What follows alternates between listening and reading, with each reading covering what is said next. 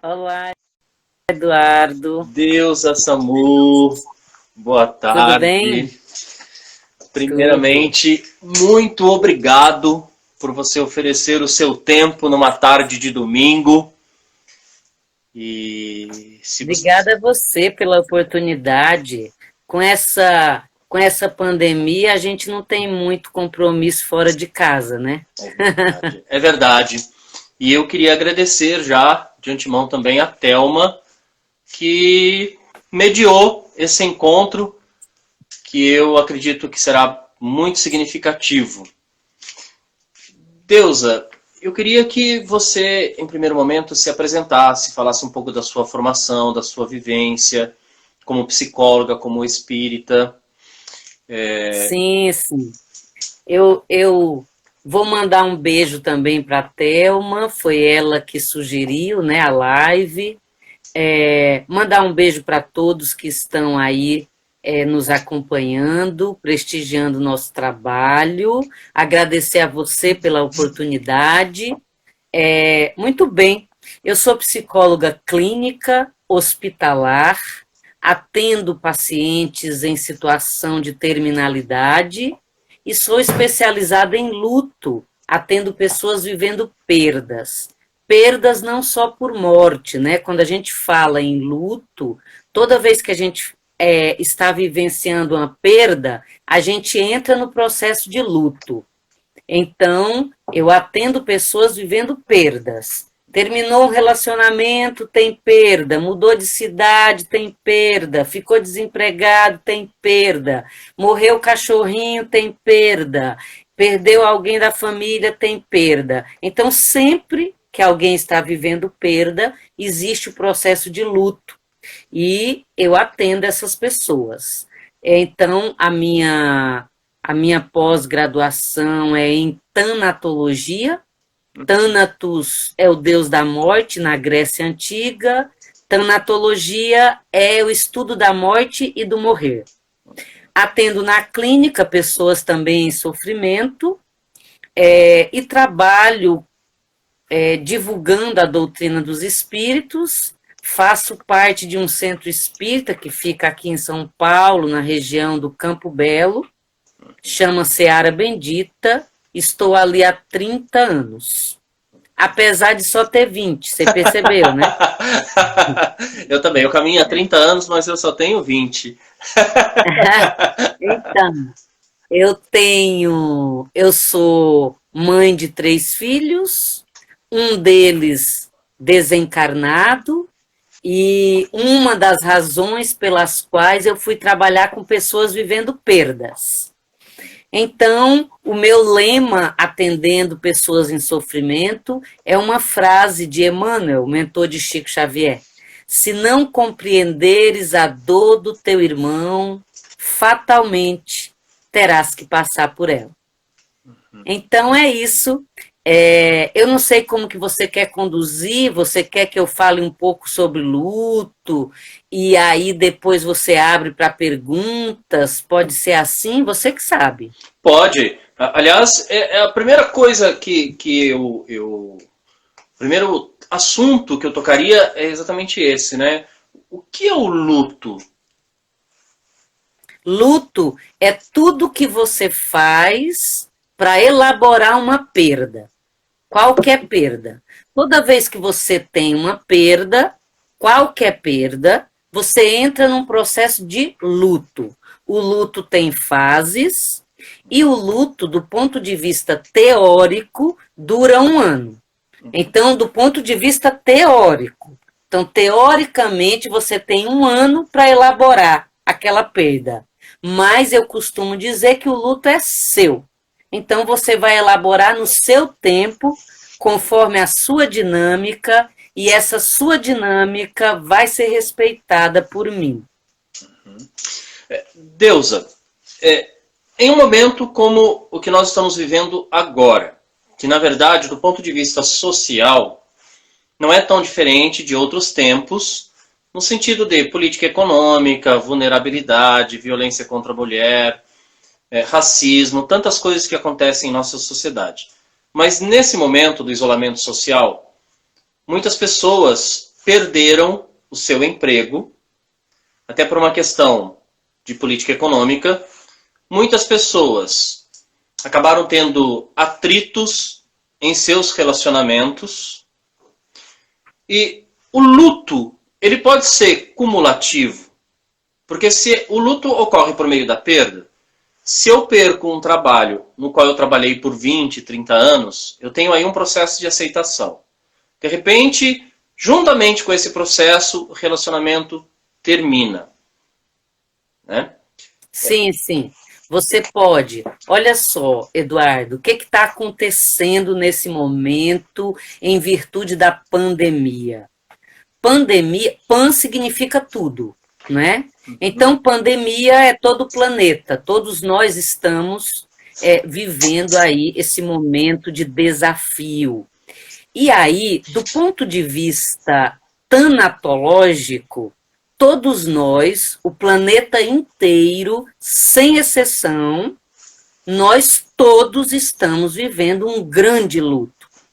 Então, todos nós estamos mergulhados, né, inseridos nessa situação de luto da nossa vida anterior, de como era a nossa vida, de como a gente lidava no dia a dia, de como era a dinâmica da nossa agenda, das nossas trocas sociais, das nossas exposições, do nosso cotidiano como um todo. Então, todos nós, eu, você e toda a torcida do Corinthians, Flamengo, Botafogo, Barcelona, todos nós estamos vivendo um grande luto. E aí, junto com esse luto maior, nós estamos tendo outros lutos derivados desse luto maior. Por exemplo, como você mesmo citou, gente que ficou desempregada em virtude da pandemia, os avós que não estão podendo ver seus netos em virtude da pandemia, nós que estamos privados de não poder ir ao centro espírita, de não poder congregar num clube, numa situação social qualquer. Então, tem um monte de lutinhos pendurados nesse lutão maior, né? Todos nós estamos nesse processo elaborativo de nos reinventarmos, de buscarmos novos caminhos, de vivenciarmos essa perda e todas as perdas que estão penduradas nesta e tentando fazer o nosso melhor, né? Então, luto é isso. Dentro desse processo, a gente vai viver as fases do luto e a gente vai viver alguns tipos de luto, não é? Você quer que eu fale sobre os tipos? Por favor. Então, existem vários tipos, existe uma classificação bem grande, mas a gente costuma elencar os 3 principais tipos de luto. O luto antecipado, que é quando você antecipa um sofrimento por algo que não aconteceu e que talvez nem aconteça, mas você começa a sofrer, não é? Então, você fica com medo do vírus, então você entra numa situação meio paranoica, você fica com medo de morrer, você fica com medo de alguém da sua família pegar, você fica com alguém... Então, você começa a viver um luto antecipado, né? Toda vez que alguém está vivendo luto antecipado, a frase que eu costumo sugerir como, entre aspas, mantra, seria: o que temos para hoje? Então, toda vez que você estiver vivendo um luto antecipado de algo que você não sabe se vai acontecer, você teme, mas você não sabe. Então, eu costumo orientar para que você pense o que temos para hoje em relação àquilo que você está antecipando o luto. Ah, eu estou com medo de minha mãe morrer. Tá, então o que temos para hoje? Minha mãe, ela aqui, bonitinha.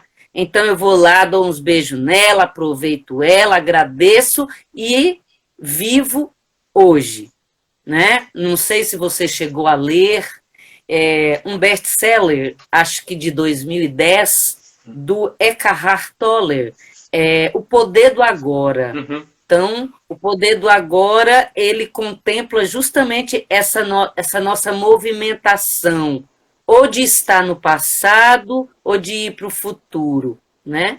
Então, a ideia é que nós fiquemos no presente. O que temos para hoje, né? Você veja um exemplo bem fresquinho, que está relacionado a tudo que nós estamos vivenciando. Eu atendo muita gente que está com medo. Eu estou atendendo online, né? Eu atendo todos os dias gente do mundo todo. E eu atendo muita gente com medo da segunda onda do vírus. Então, veja, a gente ainda está na primeira. A gente está vivenciando as agruras da primeira onda. Então, fica aqui, vivencie esse momento, veja como fazer melhor, veja qual que é o aprendizado, como que você pode sair dessa situação tão desafiadora melhor, não é? Então, a ideia é essa. Quando você está vivendo luto antecipado, o que temos para hoje? O outro tipo de luto é o luto negado, né? Então, aquela pessoa que foi criada para ser forte, que não é qualquer coisinha que vai derrubá-la, e aí ela entra num processo de negação. Não, tá tudo bem, vamos que vamos, é assim. E não é verdade, né? Não tá tudo bem, não é? Então, assim, a ideia é que você não negue, porque todo luto negado vai se tornar doença. Você vai somatizar em médio e longo prazo. É isso que eu ia te perguntar. A pessoa que não vive o luto, ela pode apresentar alguns sintomas em função dessa dor reprimida? Olha, Eduardo, eu diria que praticamente sempre. Sempre que você entra num processo de negação, você vai somatizar. Em médio e longo prazo, muita gente que eu atendo com síndrome do intestino irritado, por exemplo, que é uma diarreia sem sintomas clínicos que corroborem aquele quadro, que justifiquem aquele quadro, né? Geralmente tem luto que não foi elaborado, tem luto que foi negado. Aí, a diarreia, do ponto de vista metafísico, do ponto de vista da psicossomática, é um desapego súbito sem elaborar. Então, o que significa isso? Toda vez que você vivencia algo que te faz mal, que te causa sofrimento, e você nega, a pessoa pergunta para você, e aí, como é que você tá? Aí você fala, tô bem, tô indo, já passou, não foi nada. Só que você não digeriu, você não... você ainda está com aquilo retido, sem processar. E aí você vai ter diarreia. Então, geralmente... Oi. Deixa eu só te fazer uma pergunta. Você tocou num ponto que eu considero muito significativo para quem está acompanhando e até mesmo para as pessoas que verão esse diálogo depois. Nós temos hoje na sociedade, e isso eu não é generalizando, mas quase que de forma geral, principalmente quem vive nos grandes centros e tem acesso às tecnologias atuais, um culto, ainda que superficial, à felicidade. Uma felicidade muitas vezes aparente, nem sempre real. O ser humano meio que perdeu o direito à tristeza. Você falar para alguém que está se sentindo triste muitas vezes, pode dar a impressão para o outro de que você é um chato, só reclama da vida. Então, entende? E eu me deparei até com uma situação um tempo atrás, que foi a absolvição do pecado coletiva durante uma missa, e eu fiquei pensando naquilo. Eu falei, é tão confortante a pessoa poder sentar na frente de um padre, de um pastor, de um orientador espiritual e poder falar sobre a vida, sobre as coisas, sobre os medos, né? E de repente esse tempo ele vai se perdendo, né? esse não poder viver socialmente, muitas vezes, a tristeza, ter que se mostrar essa pessoa forte, sempre feliz, sempre de bem com a vida, isso não provoca um luto inconsciente, muitas vezes? Sim, sem dúvida. O padre Fábio de Mello, ele tem um livro que se chama Quem Me Roubou de Mim? Então é bem interessante, né? Porque quando você não envereda pela linha do autoconhecimento, que é o único caminho que vai libertar você das amarras de demandas da vida, da sociedade, das demandas que estão fora de você, né? Então, quando você não se conhece, você acaba caindo nas armadilhas dos rótulos e daquilo que está, entre aspas, na moda, não é? Então, esse livro é bem interessante, Quem Me Roubou de Mim. Nesse livro, o padre Fábio de Mello, ele inclusive dá a dica para que a gente veja aquele filme, provavelmente você já viu, né? Mas ele dá a dica para a gente ver aquele filme Um Sonho de Liberdade, com o Morgan Freeman. Aquele filme é uma história real, né? E tem uma cena lá muito significativa, quando ele fica na solitária, e aí ele fica um mês na solitária, e quando ele sai da solitária, os presos, os colegas, os pares dele, perguntam o que ele fez lá na solitária quando ele ficou lá um mês, porque ninguém aguentaria ficar um mês, morreria, né? E aí ele disse assim, eu fiquei ouvindo música. E aí todo mundo se olhou com aquele olhar assim, esse cara enlouqueceu, né? Porque na solitária não tem rádio.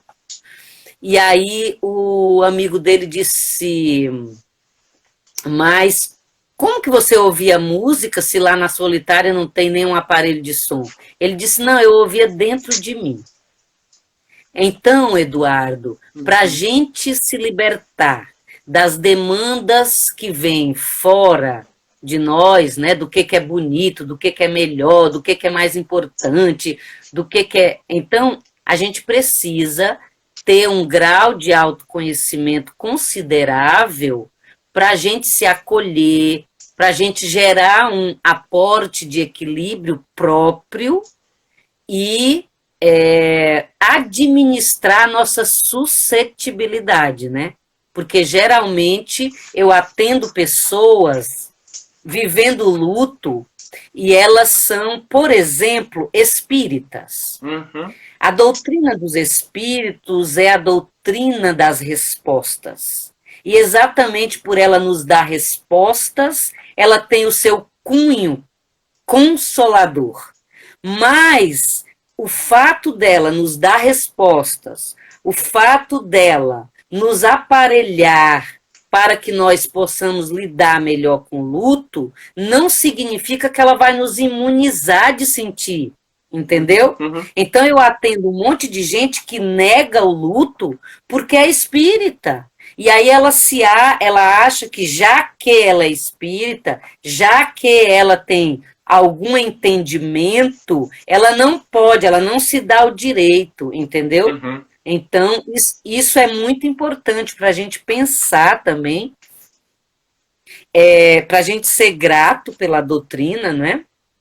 Para a gente se comprometer em viver a doutrina, mas para a gente entender que ela não nos imuniza de nós vivenciarmos o luto, não é? O terceiro tipo de luto que eu costumo elencar, né? Eu falei que eram 3. O terceiro é o luto complicado. O luto complicado é todo aquele que, por alguma razão, você não elaborou, e aí ele se prolonga, e você pode ficar doente também. Por exemplo, agora, com a pandemia, as pessoas que morrem vítimas da Covid-19, elas não podem fazer velório, né? A família não está podendo fazer velório. Hoje mesmo, eu atendi uma mãe que a filha desencarnou ontem à noite e não pode fazer velório. Não pode ver o corpo, né? Então, é um sofrimento extra. É um plus na sensação de impotência. E isso é um fator, com certeza, que vai gerar lutos complicados. Eu já me vejo, em breve, atendendo muita gente vítima do luto complicado, porque não vivenciou os rituais típicos da elaboração, os rituais típicos que são altamente saudáveis para que a gente possa elaborar o nosso luto. Entendeu? Sim. Você falou que o luto estabelece uma relação com a perda. Pode ser a perda de um animal de estimação, de uma pessoa que amamos, o final de um relacionamento, o emprego. Eu queria tocar num assunto que me veio à mente agora, que eu não sei se alguém já te fez essa pergunta. A criança, quando ela perde um amigo, ou finaliza algum relacionamento de amizade, ou perde um bichinho de estimação, ela entra nesse processo, porque assim, se ela entra nesse processo, muitas vezes o adulto, o pai, a mãe, ou o pai, a mãe, muitas vezes ignoram esse sentimento da criança ou desconhecem esse processo, dizendo, a gente compra outro, isso acontece com todo mundo. O luto, ele também é pedagógico no processo educacional da criança para entender o sentido da perda e como ele acontece com a criança e com o adolescente. Maravilhosa sua pergunta, Eduardo, fantástica. Olha só, não existe criança. A criança é um espírito imortal que retorna num corpo infantil. Um psiquismo em desenvolvimento. E de 0 a 10 anos, ela é terra fértil para que os adultos, principalmente papai, mamãe, vovô e vovó, as aparelhe para que ela lide bem com qualquer desafio típico de um planeta de provas e expiações que é o nosso, né? Eu atendo muitos adultos traumatizados porque na infância os pais mentiram, os pais disfarçaram, não é? Então, esse é um assunto, assim, para a live inteira, se você quiser, porque é muito complicado, né? Assim, eu falo muito para as pessoas não mentir para a criança não é bobinha, ela é um espírito, ela, às vezes, ela vai surpreender você. Eu vou te dar alguns exemplos. Olha só, eu atendi um menino, vamos chamá-lo de Tiago. Ele tinha 9 anos, câncer terminal. E quando eu entrei no quarto, ele virou para mim e disse, Deusa, por que criança morre? E aí eu virei para ele e falei assim, o que o seu pai e a sua mãe lhe ensinaram sobre isso, Tiago? Aí ele virou e disse assim, o que meu pai e minha mãe ensinou, eu já sei, eu quero saber de você. Olha que interessante. Olha que interessante. Ele já sabia que ele ia desencarnar. Ele já sabia, porque todo mundo que vai desencarnar sabe. Então, ele estava percebendo que os pais estavam disfarçando. E aí, eu tenho um pacto com o paciente de acompanhá-lo até o desfecho. Se o desfecho for a alta, eu vou ajudar a família a elaborar aquele luto. E se o desfecho, aliás, se o desfecho for a alta, eu vou ajudar o paciente a elaborar aquele momento, porque ninguém sai de uma situação de quase morte igual. Uhum. E se o desfecho for o túmulo, eu vou ajudar a família. E eu tenho um pacto com o paciente de não mentir. Uhum. Não mentir não significa falar tudo, entrar em detalhes, mas não mentir, ok? Então, assim, Deusa, eu vou morrer? Sim, você vai morrer e todo mundo vai morrer, mas nós não sabemos quando. Então, enquanto isso, vamos cuidar da vida. Vamos ver o que nós temos para fazer, entendeu? É nesse sentido. E aí, o Tiago virou para mim e falou assim, o que meu pai e minha mãe ensinou, eu já sei, eu quero saber de você. Aí eu virei para ele e falei assim, para que ninguém diga, Eduardo, que eu estou fazendo a cabeça do paciente, né? Eu virei para ele e falei assim, olha só, eu acredito, então eu enfatizei o eu, que é para não dizer que eu estou fazendo a cabeça do paciente. Eu falei assim, olha, eu acredito que não existem crianças. E aí fui explicando. No meio da minha explicação, ele foi se desencostando dos travesseiros, porque ele estava definhando, bem magrinho. E aí ele foi se desencostando dos travesseiros, olhando para mim, e aí foi se aproximando assim de mim, vindo para frente, e falou assim, mó louco! Mó louco, na linguagem infanto-juvenil, significa tudo a ver. Mó louco significa ainda bem, então eu não vou virar estrelinha, entendeu? Uhum.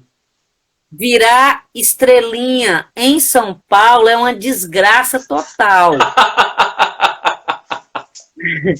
Porque não tem estrelinha, né, criatura? E aí, como é que você vai explicar, no dia que tiver alguma estrelinha, como é que você vai explicar quem é quem no jogo da velha, não é? Aquele é seu pai, aquela é sua avó, não dá, gente. E aí o que que acontece? Como essa criança não vai ser criança para sempre, ela vai crescer e vai se distanciar de você. Uhum. Porque ela não acredita em você, porque você não gera segurança nela, entendeu? Uhum. Descansou. Que descansou que nada, um monte de gente morre e não está cansado, entendeu?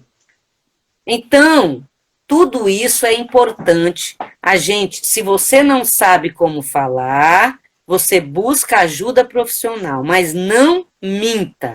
Porque toda vez que você mente, que você quer poupar, você só está adiando. Uma hora você vai ter que contar. E toda vez que você mente, que você quer poupar, você está subestimando a capacidade daquele espírito imortal que está num corpo de criança lidar com aquilo. Entendeu? Uhum. Mas esse tipo de aconselhamento se estende muitas vezes a uma outra pessoa adulta. Por exemplo, no caso de um familiar que desencarna, né? Você viveu muitos anos com seu marido, tinha uma amizade muito próxima, viajavam juntos, eram confidentes, criaram os filhos, e o seu marido desencarna, sua esposa desencarna, e você entra nesse processo de luto pela perda dessa pessoa que você ama. E muitas vezes os familiares, com o intuito de auxiliar nesse processo, começa a aconselhar essa pessoa, até por uma questão religiosa. Descansou, ele está melhor onde ele está. Né? Isso convém nesse processo, porque você mesmo disse que cada pessoa tem seu tempo. Né? Às vezes, a pessoa não precisa de um tempo para de fato sentir essa dor, a saudade, chorar, poder viver essa tristeza, relembrar, olhar fotos, até que isso vai se dissolvendo com o tempo e ela vai entendendo. Porque o adulto também muitas vezes é pressionado para entender esse desfecho do desencarno de forma muito rápida. Já faz um ano. Você ainda está chorando? Já faz um ano. Você não quer viver mais? Você quer morrer também? Como é que funciona isso? Eduardo, por isso que eu te falei que eu uso a frase do Emmanuel. Se não compreenderes a dor do teu irmão, fatalmente terás que passar por ela. A grande maioria de nós não foi educado para lidar com a morte. A maciça maioria de nós foge quando vê alguém lutado. Ai, meu Deus, lá vem fulano, vai chorar de novo. Ah, meu pai, o que eu vou falar para ela? Entendeu? E aí você quer fugir. E aí você fala bobagem. Então, eu oriento as pessoas. A melhor frase que você pode falar para alguém enlutado são 2 palavrinhas. Eu não cobro royalty, tá bom? Estou aqui. É isso. O que a pessoa que está vivendo o luto mais precisa é de uma parceria, que não julgue, que seja totalmente neutra. Então, a melhor frase, estou aqui. Ah, eu estou pensando em me matar. Pois é, fulano, eu nem imagino o que você está sentindo. Eu estou aqui com você. Eu estou pensando em ir lá desenterrar meu filho. Já aconteceu isso comigo. Minha paciente me ligar de noite e falar, Deusa, vamos comigo agora, que eu quero desenterrar meu filho. Então, se fosse uma outra pessoa, iria falar para ela assim, mas você tá louca, não tem que desenterrar nada, o corpo é lá, só o corpo que tá lá, entendeu? Então eu virei para ela e falei assim, olha, eu vou com você sim, vamos esperar o dia amanhecer e eu vou lá com você. E no dia seguinte, ela tinha mudado de ideia, claro. Na verdade, mesmo que ela não tivesse, eu iria. Porque o que ela está precisando? Ela está precisando esbarrar com a questão do ponto de vista concreto para que ela tenha mais material para lidar com a situação da irreversibilidade e elaborar cada dia melhor o seu luto, entende? Então, adolescente, o ideal é que você explique para a pessoa o que aconteceu e dê a oportunidade dele escolher. Você quer ir lá, se despedir, ver o corpo do seu avô, da sua avó, ou você prefere não ir? Dá essa oportunidade para que ele possa escolher, né? Entendo. Todas as pessoas reagem ao luto pela perda de alguém por meio da tristeza e da saudade, ou algumas pessoas transformam isso em força, vivem o luto, mas transformam isso em força, sem negar o luto. O luto pode ser vivido de uma outra forma, sem ser pela tristeza ou pela saudade, ou isso é componente intrínseco do luto? Sim, a tristeza, a saudade, a revolta no sentido de você questionar por que agora, por que comigo, por que desse jeito, tudo isso faz parte da elaboração.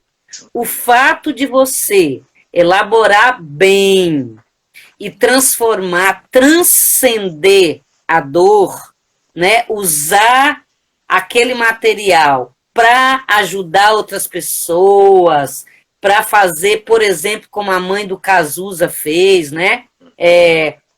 Abrir uma instituição. Tudo isso são maneiras de você elaborar o seu luto. O que não quer dizer que você não esteja sentindo, entende? E chorar é uma das possibilidades de você externalizar a sua emoção, não é? Então, não chorar não significa que você não está sentindo. às vezes, alguém que não chorou pode estar sofrendo muito mais do que alguém que chorou. Nós não sabemos, que a gente não está dentro do outro, não é? Mas o processo do luto, todo esse turbilhão de sentimentos e que provocam as chamadas fases do luto, todo mundo vai passar. O jeitão que você escolhe lidar com isso e como que você vai se apropriar de alguma ferramenta para você administrar melhor, aí é uma questão sua, individual, singular. Entendeu? Uhum. Entendi. O José Fidelis, que sempre acompanha as lives, e ele fez uma pergunta. Por que as pessoas têm tanto medo da morte? Então, José, obrigada pela sua participação, pela sua pergunta. Doutora Elizabeth Kubler-Ross foi a primeira médica no mundo a abordar a morte com seus pacientes. Todos os estudos feitos com pacientes terminais, mesmo com aqueles que diziam não sentir medo, todos apontaram que sim, que todo mundo tem medo de morrer.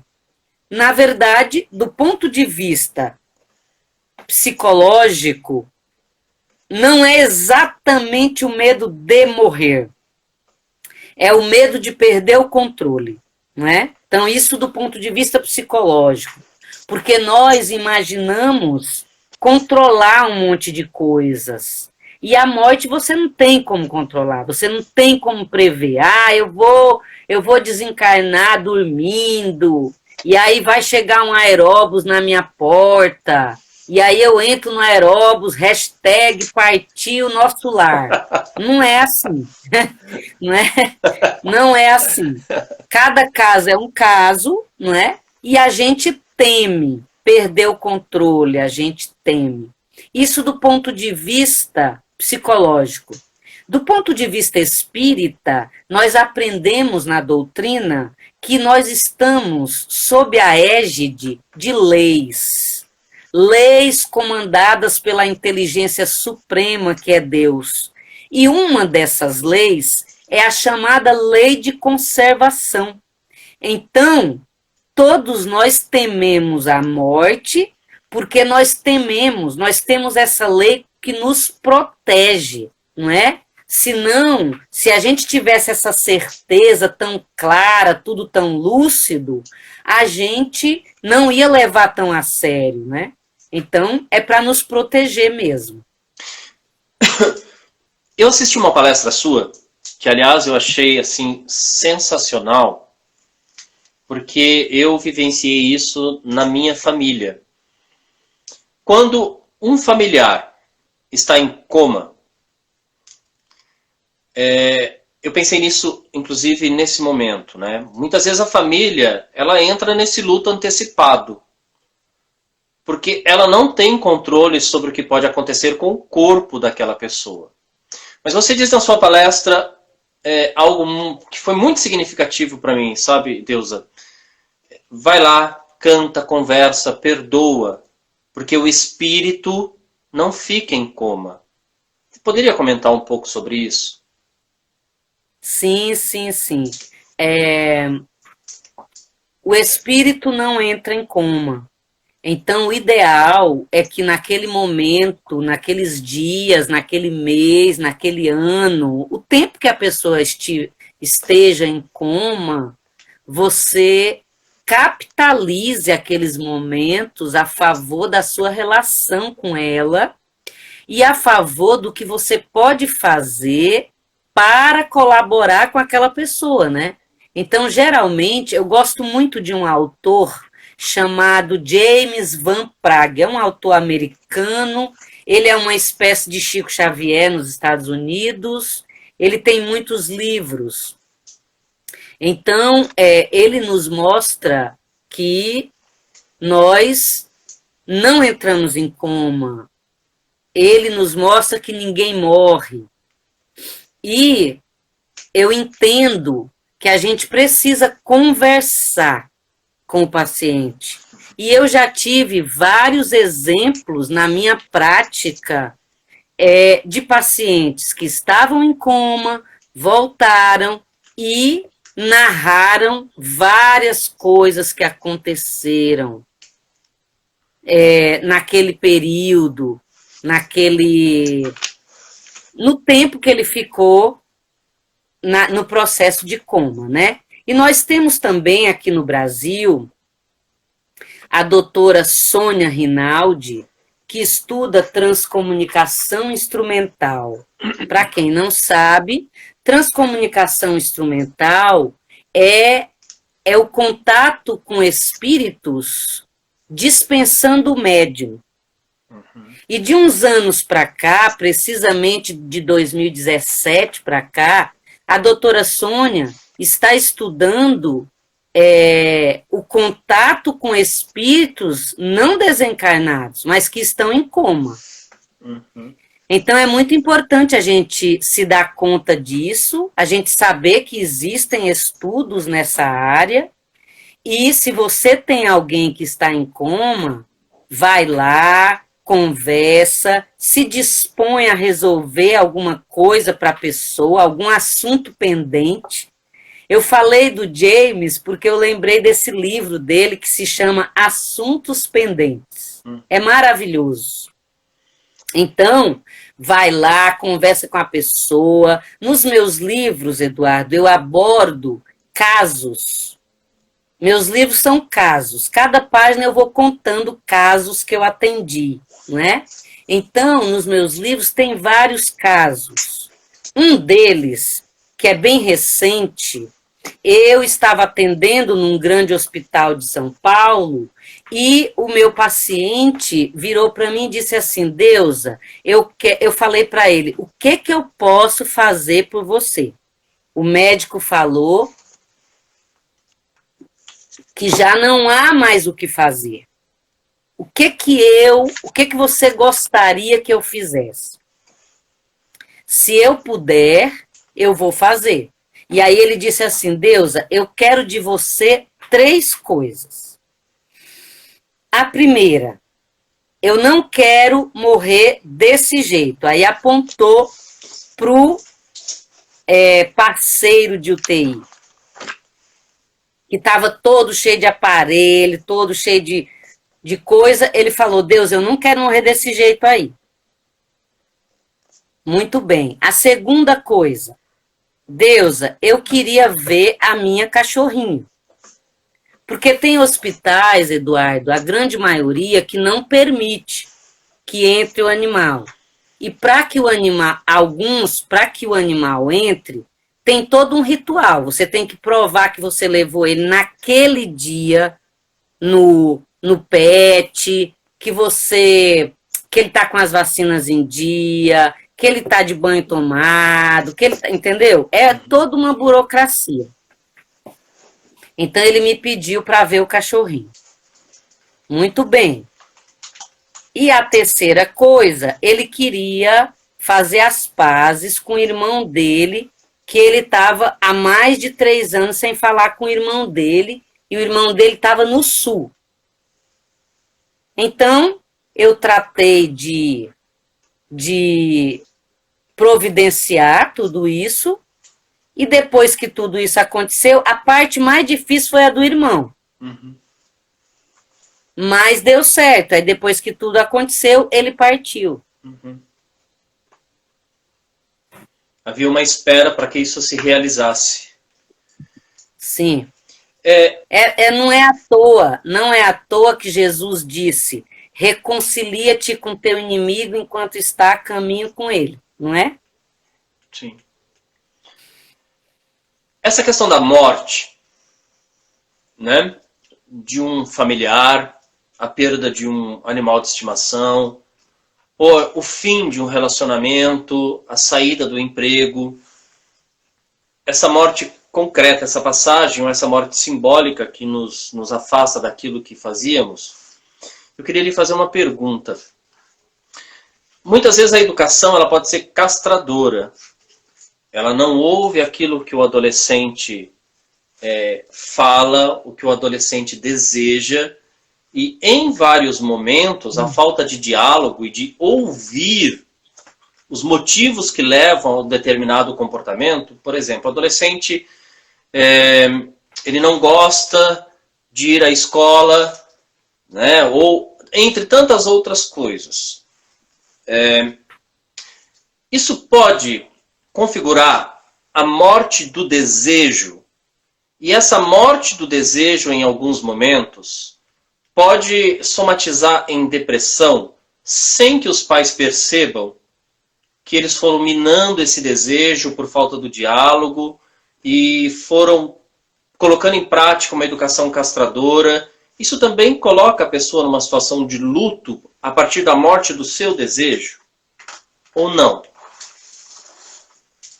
Sim, isso colabora bastante e isso pode ser um fator desencadeador de uma espécie de dupla personalidade.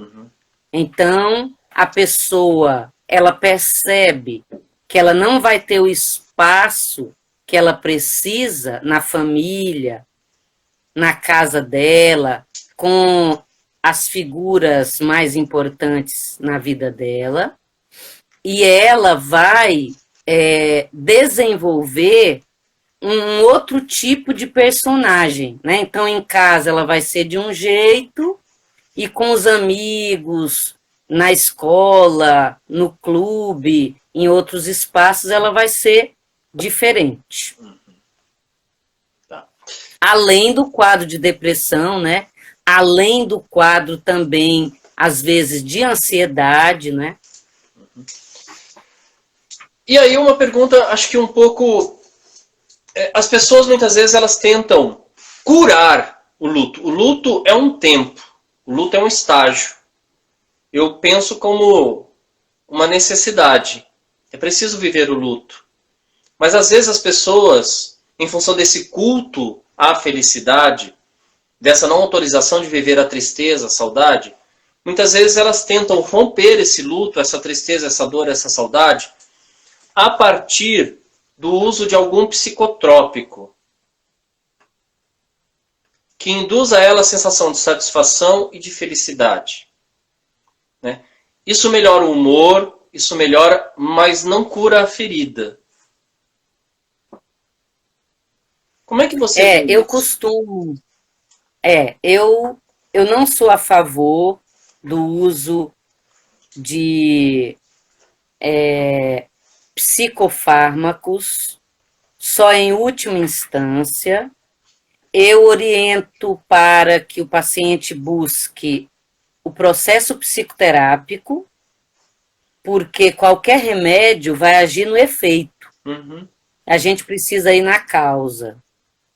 Eu oriento para que o paciente busque a homeopatia, porque a homeopatia ela vai agir no perispírito, então é uma terapêutica que a gente diria integrativa, porque a gente vai aliar ao processo psicoterápico. Eu oriento a pessoa para buscar ajuda espiritual, independente de religião, não é? Um suporte espiritual é muito importante. E o uso de algum psicofármaco só em última instância. Deusa, nós chegamos aí no nosso tempo. Eu ficaria 4, 5 horas assim, conversando com você e assim, Obrigada. me alimentando das suas palavras, que são extremamente espiritualizadas, ao mesmo tempo com muito conhecimento na área da psicologia e bastante fraternal. A sua energia é muito, eu posso te falar, agradável. Obrigada.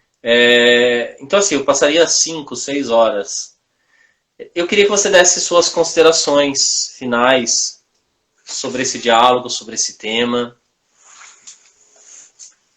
Eu eu gostaria de lembrar que a doutrina espírita, como nos diz Emmanuel, é o consolador prometido, é a doutrina das respostas. Nós aprendemos na doutrina que ninguém morre. Que a gente não esqueça disso. Se você está vivendo algum luto, ou se você conhece alguém que esteja, lembre da frase de Emmanuel: se não compreenderes a dor do teu irmão, fatalmente terás que passar por ela. E você busque aprender sobre a morte, falar sobre a morte, para que você lide melhor com a morte. Que aí no futuro nós seremos melhores lidando com esse assunto e, consequentemente, ajudaremos outras pessoas a lidarem melhor. Tem alguém aí na telinha pedindo para finalizar com uma prece. Uhum. Pode ser? Claro, por favor. Eu quero também fazer o meu plim-plim, tá? Os meus livros estão na estante virtual. Quem quiser adquirir, www.estantevirtual.com.br. Vamos elevar nosso pensamento a Deus, nosso Pai, a Jesus, o nosso Mestre. Mestre Jesus, estamos diante de Ti, te pedindo que abrace o nosso planeta, que nos abrace, que nos preencha com a sua energia, que nos faça instrumentos do teu amor e que todas as pessoas que façam algum contato conosco experimentem uma vontade irresistível de serem melhores. Que assim seja, graças a Deus. Graças a Deus. Muito obrigada, Eduardo. Deusa, eu te agradeço imensamente por esse momento de oração, por essas palavras espiritualizadas, de conforto, de conhecimento. E olha, um beijo no seu coração, um beijo para todas as pessoas que acompanharam esse diálogo e sinta-se abraçada, bem apertado, e amém. A todos também. Obrigado. Tchau, tchau. Tchau. Tchau.